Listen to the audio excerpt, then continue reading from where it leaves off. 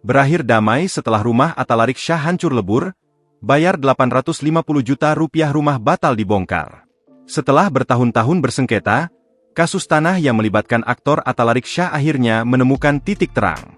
Rumah yang nyaris dibongkar aparat pada Jumat, 16 Mei 2025, akhirnya selamat dari pembongkaran usai kesepakatan tercapai antara pihak Atalarik dan PT Sapta selaku pemilik sah tanah menurut putusan pengadilan.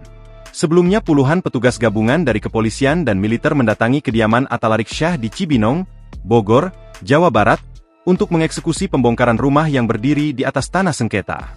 Ketegangan terjadi di lokasi saat keluarga Atalarik menolak pembongkaran tanpa kesepakatan.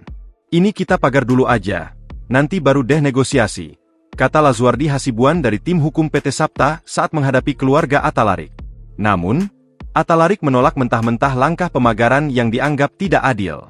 Ia menegaskan keinginannya untuk menyelesaikan masalah secara damai, tetapi meminta sistem pembayaran yang jelas.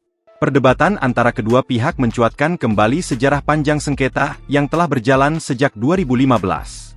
Atalarik mengeklaim membeli tanah seluas 7.000 meter persegi pada tahun 2000 secara sah, namun pada 2016, pengadilan memutuskan bahwa transaksi tersebut tidak sah secara hukum.